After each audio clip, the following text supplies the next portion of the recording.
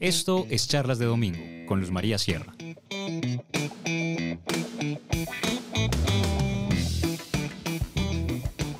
Hola a todos, ¿cómo están? Estoy con Andrés Velasco, decano de la Escuela de Políticas Públicas de London School of Economics, que está visitando a Colombia precisamente, y queremos hablar con él de algunos temas que son de vibrante actualidad, como dirían por ahí, en temas de política en el mundo y también, ¿por qué no?, política colombiana y política regional. Andrés, ¿qué lo trae por Colombia? El privilegio de poder asistir y hablar en el evento de Asobancaria aquí en Cartagena. Usted es chileno, ¿cómo llegó a convertirse en tal autoridad académica, por decirlo de alguna manera, en esa universidad tan prestigiosa? Uy, no sé si soy tal autoridad, pero mira, yo he tenido una vida profesional con dos mitades muy distintas. Más o menos la mitad de mi carrera ha sido académico. Tengo estudios de pregrado y un doctorado en Estados Unidos. Fui profesor en varias universidades de Estados Unidos, así es que he hecho investigación con los famosos papers llenos de ecuaciones, cosas que ni siquiera mi madre tenía mucho interés en leer. Pero la otra mitad de mi carrera ha sido trabajando en la esfera de las políticas públicas en Chile, y fui ministro de Hacienda de mi país por 4 años durante el primer gobierno de Michelle Bachelet. Así es que he tratado de mezclar la teoría y la práctica. Veamos cómo nos va. Mejor dicho, entonces usted tiene mucho que contarnos, porque uno de los puntos que usted destacaba, hablaba de varias tendencias que hay en el mundo, y que una de las tendencias es el tema del populismo. Cuéntenos un poco qué es lo que ha estudiado, qué es lo que han reflexionado en su facultad sobre el tema. Lo primero que dije hoy día es que no nos dan el crédito que nos merecemos como latinoamericanos, porque el populismo lo inventamos aquí, ¿no? Lo inventó Perón en Argentina, Getúlio Vargas en Brasil, el presidente Cárdenas, no digo Mauricio Cárdenas, digo Cárdenas, el mexicano de la década de los 30. Mauricio Cárdenas, que es el ministro, que es su amigo, entonces usted le hace ese chiste, ¿no? La verdad que no fue un chiste que había pensado ex ante, pero dije, no me vayan a confundir aquí. Ahora, el populismo latinoamericano históricamente fue un populismo económico. O sea, el caso de Perón es clásico, un tipo que gasta mucho, que no puede endeudarse más, que se pone a imprimir pesos, que causa una gran inflación. Fenómeno muy conocido, ¿no? El otro caso clásico en los últimos años de populismo es Venezuela, primero con Chávez y después con Maduro, ¿no? Con políticas económicas y fiscales que son absolutamente... Bueno, y Daniel Ortega también. Claro, Daniel Ortega en una versión más pequeña, ¿no? Pero lo notable de Ortega ha sido su destrucción de la democracia, no tanto hiperinflación, que hasta el momento no la provocó. Pero no te olvides tú que hace 4 o 5 años en Venezuela, aquí del otro lado de la frontera, estaban en medio de la hiperinflación. Pero bueno, el punto interesante es que ese populismo, que fue en América Latina esencialmente económico, aunque evidentemente también tenía rasgos políticos, de otro modo alguien como Perón no se habría mantenido tanto tiempo en el poder, en el resto del mundo, en la última década, los últimos 15 años, ha mutado y se ha vuelto un fenómeno muy interesante por un lado, pero muy amenazante por el otro. Primero porque ha surgido una variante de populismo de derecha, nacionalista, autoritaria. Tipo Trump. Trump es el caso más evidente, pero lo interesante de esto es que no está limitado a una región ni un continente. Tienes a Trump, tienes a Modi, que acaba de ganar un tercer periodo en la India, que es un nacionalista de derecha, que ha atizado las rivalidades y las odiosidades entre las distintas religiones de la India. Tienes a alguien como Netanyahu en Israel, hoy por hoy muy controvertido y con razón. Tienes a alguien como Orbán, el primer ministro de Hungría, que ha hecho una campaña terrible contra los inmigrantes. Erdogan también. Erdogan también es otro caso clásico en ¿También Turquía. Bukele le cabe? Absolutamente. ¿Cuál es tu definición de populista? Un populista es un tipo que dice, el único interlocutor válido soy yo. Los otros son corruptos, son de la élite, son inmigrantes. En el caso de los populistas de derecha, se mofan de las minorías sexuales, de las mujeres, y por lo tanto, el único que puede representar al pueblo soy yo. ¿Qué significa esto? Primero, al fin, al pluralismo, porque... El Estado soy yo un poquito. ¿Viene de allá o no viene de allá? Bueno, lo de Estado soy yo es algo francés y monárquico, ¿no? Y mucho más antiguo, pues claro, ya cuando todavía no se habían configurado los estados. Exactamente. Sí. Pero tiene algo en común, ¿no? Que dice, oiga, Si usted tiene una idea distinta, entonces usted tiene que ser un traidor, un vendido, un agente extranjero. Segundo, debilita las democracias, porque lo hemos visto en la India, lo vimos ahora en México. En México, los últimos 3 años, el presidente López Obrador intentó debilitar a la Comisión Nacional Electoral, al Instituto Nacional de Estadísticas. En algún momento, afortunadamente, no lo hizo. Parecía que también iba a investir contra el Banco Central Autónomo. Pero no lo hizo. Realmente vale decir que López Obrador finalmente se mantuvieron esas instituciones. Bueno, pero no fue tanto por su buena voluntad, sino que sencillamente porque otras instituciones, incluyendo la Corte Suprema de Justicia, se lo impidieron. Esto no fue un acto de generosidad de su parte. Sencillamente se encontró con restricciones políticas que no supo evitar. Por supuesto vamos a llegar a Colombia, pero quiero todavía explorar un poco más. Entonces usted dice populismos... Son populismos, primero, antidemocráticos. Más de derecha, es decir... Más de derecha en el sentido de que... ¿Qué es el populismo más de derecha o más de izquierda? Mira, los populismos siempre crean villanos. Y la pregunta es, ¿cuál es el villano?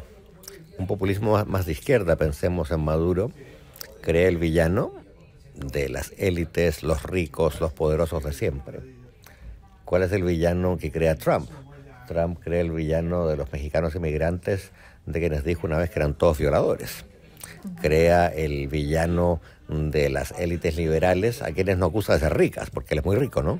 Los acusa de promover los derechos de las minorías sexuales, el matrimonio gay, cosas que para él son absolutamente inaceptables. Entonces el populismo no lo define tanto como este tipo de programas sociales, de pronto, de estar haciendo mucho gasto público, Eso es lo que te decía inicialmente. sino ¿quién es el contendor? ¿Quién es el enemigo, el malo? Por eso te decía al comienzo que históricamente en América Latina el populismo fue fundamentalmente lo que tú describes. Gastar mucho, no levantar los recursos necesarios en impuestos, endeudarse y cuando ya nadie te quiere prestar, echar a andar la máquina de imprimir pesos. Y cuando la gente ya no quiere más pesos, llegas a la hiperinflación y a la crisis. Ese es un modelo latinoamericano que tiene casi 100 años y que esa película la hemos visto muchas veces y sabemos que termina mal. El populismo hoy tiene algunos elementos en común, pero cosas muy distintas, porque no es fundamentalmente económico y no siempre es irresponsable en lo económico. En el caso de López Obrador, sus primeros 3 años fueron fiscalmente muy conservadores. El último año, el año de la elección... sí, se gastó ahí todo lo que exactamente. Había. Pero si tú miras a Evo Morales en Bolivia, por ejemplo, es un caso interesante. Evo Morales, un populista clásico, ¿no? Antiélites, yo soy el único que puede dirigir este país, el pueblo conversa conmigo, saltándose a la prensa, saltando a las instituciones. Sin embargo, Evo Morales, al menos en su primer gobierno, fue bastante conservador en lo fiscal también. Entonces, lo que une a estas experiencias no es el desorden fiscal, el gasto excesivo, el endeudamiento, la inflación. Los une un estilo de hacer política que es antipluralista, que es personalista y que inventa enemigos.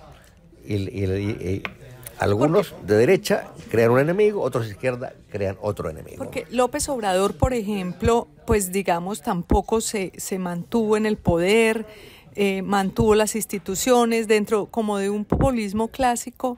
López Obrador no necesariamente clasificaría, pero usted habla es como de una narrativa populista. No, a ver, la narrativa de López Obrador es totalmente populista.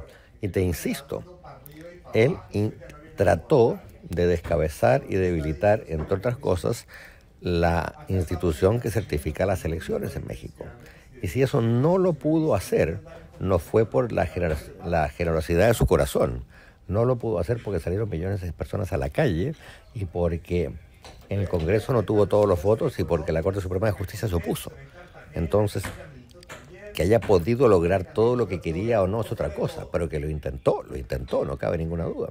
Y de hecho, lo que él llama la gran cuarta transformación, y eso estuvo muy presente en la campaña de su sucesora, de la futura presidenta Sheinbaum, ellos insisten en hacer modificaciones a la Constitución y quizá tengan los 2/3 del Congreso necesarios para seguir socavando la autonomía de las instituciones. Por lo tanto, la historia de México no ha terminado, al revés. Hay gente, el otro día le escuché a un querido amigo y connotado intelectual mexicano decirme con congoja, creo que estas van a ser las últimas elecciones democráticas en México en mucho tiempo. Y bueno, entonces aterricemos en Colombia. ¿Cómo ve la experiencia de Gustavo Petro desde ese punto de vista del populismo? Mira, yo llevo 24 horas en Colombia, por lo tanto, todo lo que diga respecto del país, no, miento, ni siquiera 24 horas, 8 horas en el país. Pero obviamente sigo Colombia desde lejos y tengo muchos amigos en este país. Yo creo que hay elementos del actual gobierno en Colombia que se inscriben plenamente en este síndrome populista que yo describí antes. Por un lado, un gobierno proclive a fomentar divisiones, a buscar enemigos, y por otro lado un gobierno, lo escuchamos hoy día en el panel, ¿no? Y no hubo ningún matiz de diferencia, a pesar de que los panelistas eran de partidos distintos en Colombia. También un elemento económico, una situación fiscal que se deteriora y que podría ser, espero que no, toquemos madera, que Colombia ya no sea uno de los países de América Latina con una situación fiscal más o menos sólida. Históricamente Argentina siempre tuvo grandes problemas fiscales, Brasil también, pero Colombia junto con Chile, con Perú eran los países que en materia macro y en materia fiscal estaban más o menos ordenados. Eran los juiciosos del barrio. Exactamente. Y claro, Colombia todavía tiene una macro razonablemente ordenada, tiene un banco central de lujo, muy serio y muy responsable, y eso no se ha visto socavado, pero ojo con lo fiscal, especialmente porque el mundo cambió también en materia financiera. Tuvimos una década o 15 años con tasas de interés cero, y por lo tanto tener mucha deuda cuando la tasa de interés es cero, ¿a quién le importa, no? Pero en los últimos 3 años, 2 años, volvimos a un mundo de tasas de intereses altas, fuertemente positivas. Y por lo tanto, el costo de la deuda en este nuevo ambiente internacional es mucho mayor y la deuda se vuelve más peligrosa. Sí, y por ejemplo, ya mirando en el mundo, el hecho de que un personaje como Donald Trump vuelva a tomar el poder en Estados Unidos eventualmente, con esta dosis de populismo, o en general, ¿usted cómo ve estos populismos? ¿Qué impacto pueden causar en el mundo, en la relación, en el esquema macro geopolítico? Mira, ¿Cómo lo ve? La elección de Trump podría tener 2 consecuencias funestas que van mucho más allá de Estados Unidos. La primera es que si cumple su palabra y, bueno, primero si llega a la Casa Blanca, yo espero que eso no ocurra, pero las encuestas dan un virtual empate con una leve ventaja para Trump. La primera víctima podría ser la seguridad de Europa, partiendo por un eventual abandono por parte de Estados Unidos de la República de Ucrania, que ha sido atacada vilmente por una dictadura como la de Putin. Es decir, ¿cree que Trump saldría de apoyar a Ucrania? Mira, no es que yo lo crea, es lo que él ha dicho. Es lo que él ha dicho. Sí. Pero el problema va más allá de Ucrania, porque si Ucrania cae, lo que está en juego es la seguridad de toda Europa. Y créeme que en este momento en Europa la guerra no se percibe como algo lejano, se percibe como algo que está ahí. De hecho, muchos países de la Unión Europea, partiendo por Polonia, tienen frontera con Ucrania. Como tú bien sabes, Finlandia y Suecia en el último año abandonaron su tradicional neutralidad para entrar a la OTAN. Y por lo tanto la pregunta sería, bueno, si Putin se tragó a Ucrania, ¿quién es el próximo? ¿Va a ser alguna república de las Bálticas? ¿Va a haber un intento? Si tiene tanto poder en este momento Putin, porque también pues Rusia ha demostrado un desgaste en su capacidad militar, ¿no? No está muy claro. Hubo un momento, algunos meses atrás, durante el verano anterior, es decir, hace casi ya 12 meses, en que la gente cifró muchas esperanzas en una contraofensiva ucraniana, etcétera, pero esa contraofensiva se estancó. Y Putin no ha dudado en gastar un dinero que Rusia no tiene, en mandar a decenas de miles de jóvenes a su muerte. Ha vuelto a recuperar algunos pequeños territorios de lo que anteriormente había tomado en Ucrania. Y bueno, la guerra hoy día es una especie de virtual empate, pero como van las cosas se podría alargar por 1 año, 2, 3 y 4.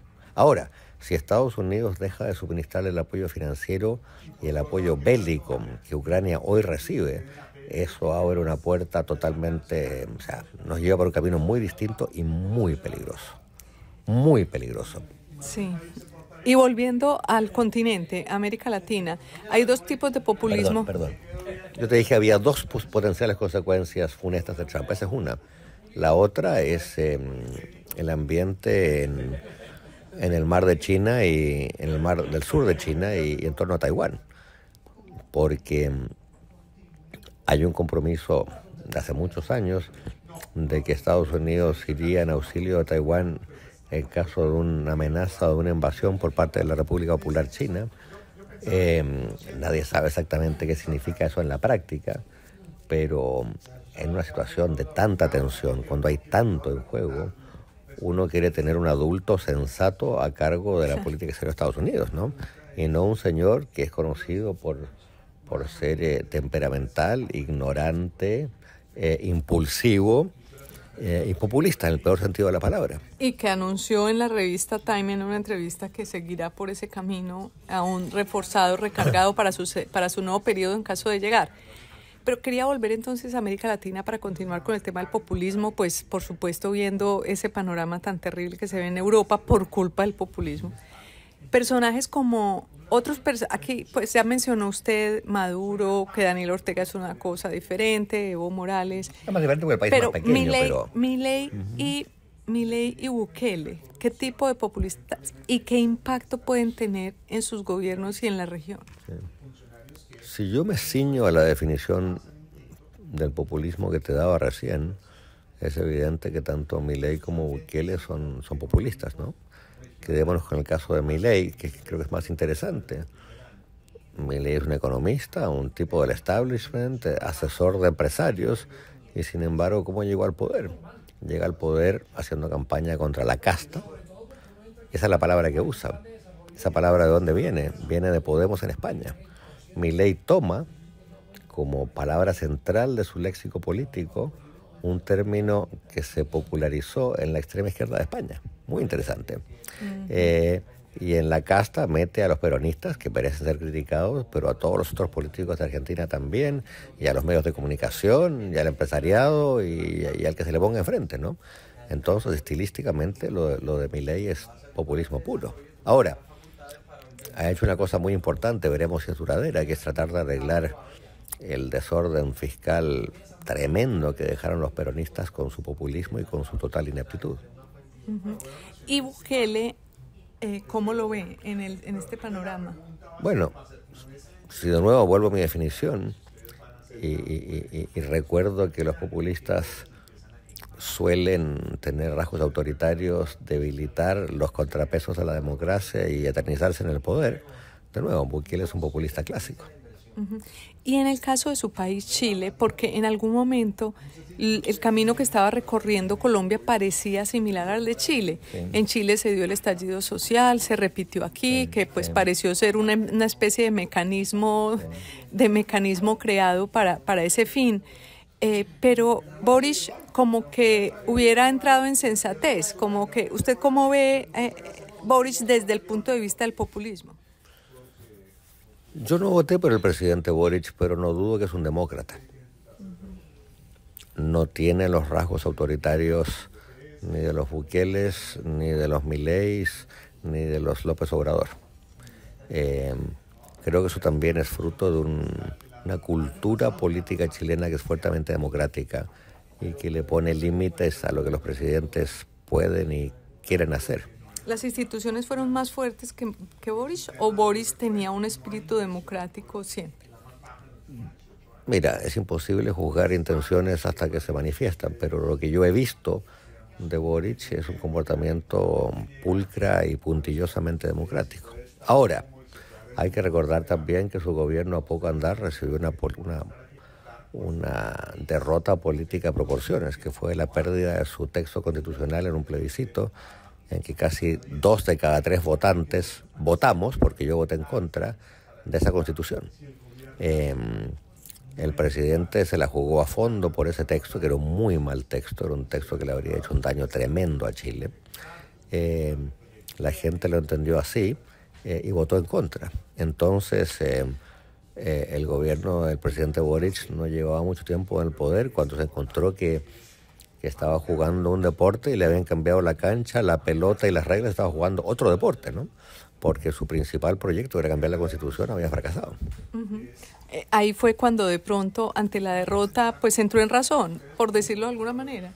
Mira, yo no quiero usar ese vocablo porque no quiero suponer que el hombre antes no era razonable, pero lo que sí es evidente es que se dio cuenta que su primer gabinete, formado fundamentalmente por miembros de su partido, de su bloque, el Frente Amplio, todos muy jóvenes y todos muy inexpertos, no estaban capacitados para gobernar, cambia radicalmente la composición del gabinete y le entrega a 3 personas muy capacitadas, no todos simultáneamente, pero en un espacio de algunos meses, los 3 principales encargos ministeriales. La ministra del Interior es una política muy inteligente, de gran trayectoria, de tinte socialdemócrata. El ministro de Hacienda es un hombre con estudios en Gran Bretaña, tremenda trayectoria en el Estado de Chile, en el Banco Mundial, en la OCDE en París. Y el canciller es un diplomático de carrera altamente talentoso y prestigiado. Entonces, se rodeó bien. Entonces, el actual equipo de gobierno, al menos en esos 3 ministerios, es de primera. Es cierto también que en los mandos medios todavía queda mucha gente muy inexperta y no necesariamente muy capaz, pero post cambio de gabinete y post derrota la orientación del gobierno cambia bastante. En ese orden de ideas, y ya como para ir terminando, le pregunté por Petro y me dijo: llevo apenas 8 horas, pero de todas maneras, digamos, la narrativa, de acuerdo con su definición, el discurso de Gustavo Petro busca unos enemigos, la élite, los que no nos han dejado, los viejos, eso lo haría populista. Sin embargo, hoy él no ha podido pasar, de hecho también está convocando a una asamblea constituyente como Boric, pero no ha pasado de las palabras a los hechos. ¿Eso lo haría distinto o cree que indefectiblemente va a llegar a los hechos? No lo sé, pero creo que tú tienes toda la razón cuando apuntas que en cuanto a su estilo político, en la creación de enemigos, en el uso de una constituyente como una manera para cambiarlo todo de la noche a la mañana, ese estilo de hacer política se inscribe en los patrones más clásicos del populismo latinoamericano, no me cabe ninguna duda. Ahora, creo que al igual que en Chile, las instituciones políticas colombianas han demostrado fuerza y si llega el momento, no me extrañaría que el electorado colombiano, también como ocurrió en Chile, diga: los proyectos de cambio están muy bien, pero una constitución que el día de mañana nos va a impedir gobernarnos sensatamente no es una buena idea. Eso ocurrió en Chile 2 veces. Ocurrió en Chile cuando se presentó un proyecto de extrema izquierda y ocurrió al año siguiente cuando se presentó un segundo proyecto de extrema derecha. El pueblo dijo a ninguno de los dos no gracias. La gente demostró una sensatez tremenda y también demostró entender que con la Constitución no se juega. Yo tengo confianza que en Colombia pasaría lo mismo. Excelente, ojalá Dios lo oiga. Bueno, muchísimas gracias, doctor Velasco. Muy ilustrativo su visión, no solamente para Colombia, sino para el mundo. Gracias a todos los que nos escucharon hasta el final de la charla tan interesante y nos vemos en una próxima charla de domingo.